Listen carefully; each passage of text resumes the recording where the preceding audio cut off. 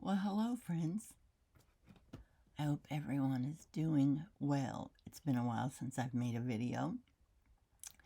I have been intending to start a new Zoom series with accompanying videos that can just be watched separately if you don't want to participate in the Zoom. And I was going to do it on the book of Acts, and it just hasn't happened. So, I think I'm ready to do one now. I really wanted to do Ephesians when I was trying to decide what to do next and talking it over with the group members, the Zoom group. I really wanted to do Ephesians, but I did Ephesians not as videos, but in an online Bible study about 7 years ago, and I just felt like maybe I shouldn't repeat it again.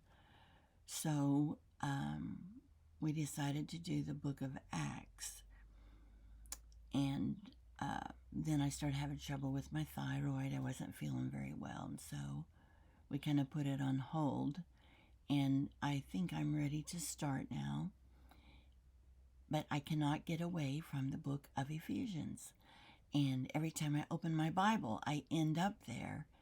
And so I just really feel like that's what I'm supposed to do. And then we can do Acts after that. But Ephesians is only 6 chapters long, so it shouldn't be a very lengthy series.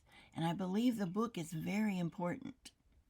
So Ephesians was written by Paul, and Paul was a top-of-the-line trained Jewish rabbi who believed that Jesus was the Messiah. So this letter follows the typical pattern of how a rabbi would teach. So in chapters 1 through 3, he gives a lot of instructions that are based on Torah, which is the first five books of the Bible.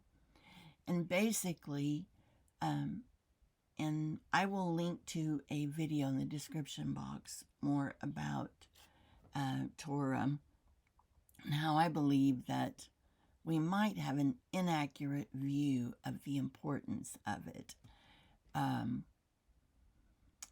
But Paul's instructions in the first 3 chapters are basically Torah instructions. And although there are no direct quotes from Torah, but there are a lot of concepts from it. The second half, there are some very important quotations from the first 5 books of the Bible. And what he talks about is based squarely on teachings from the Old Testament. Well, I've always loved Ephesians because of the wonderful spiritual warfare passages in chapter 6. And in chapter 6 and also other parts of the book, it talks about our power and our authority through Christ.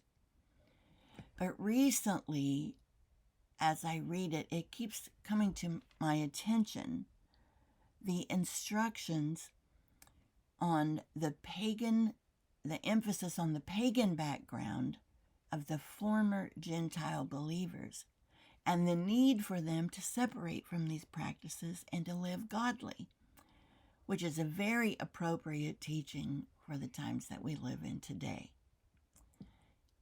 I also think that Ephesians, and I always call it like Ephesians, like a fizz, but I think it probably should be Ephesians. So whatever comes out of my mouth is what we've got.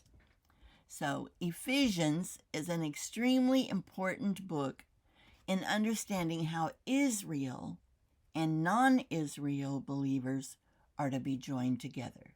So in the next video, we'll begin with chapter 1.